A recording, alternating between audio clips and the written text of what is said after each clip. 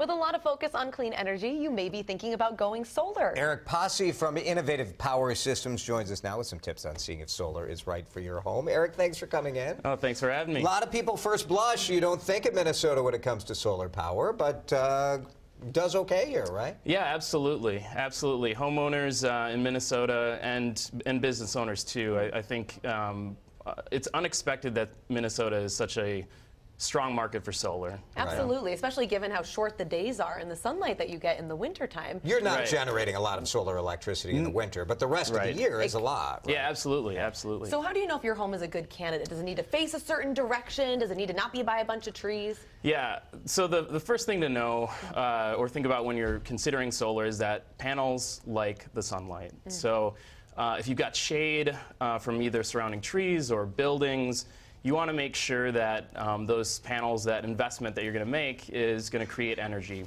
And so that's the first thing to look at. South-facing roofs are really ideal, or as close to south as possible. So southwest, southeast, that's fine. And you can even get away with east and west, but not on the north side. And that's those two things. I mean, it's pretty simple. South-facing, no trees and no buildings. Yeah. What kind of savings? You obviously go out and estimate a lot of these jobs. What kind of savings financially? Obviously, a lot of people want to do this for environmental purposes, and the savings are secondary, but a lot of us care about the money, too. Absolutely, absolutely. So homeowners can save up to several $1,000s per year. Really depends on the space that you have available for panels. But you've got incentives coming both from the federal government in the form of a 30% tax credit, as well as incentives from the utility, and that depends on where you're located.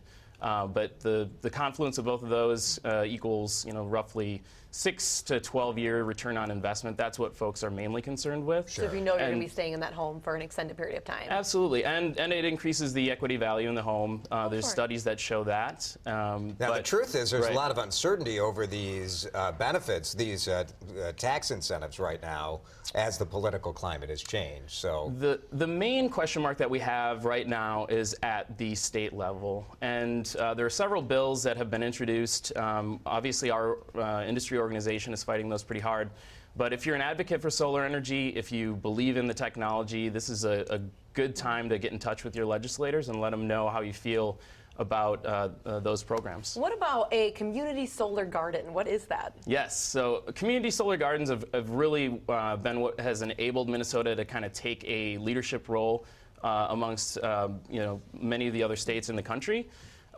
This last year and this year, we're going to, as an industry, we'll install over 100 panels per hour in the state, which is surprising to a lot of folks. And you can buy into that. A lot of people don't have the room on the roof or the right layout. It's another way you can get it. So community solar allows businesses, homeowners to participate in solar that's located off-site. Very good. Eric, thank you so much. We appreciate it. All right, thanks for having me.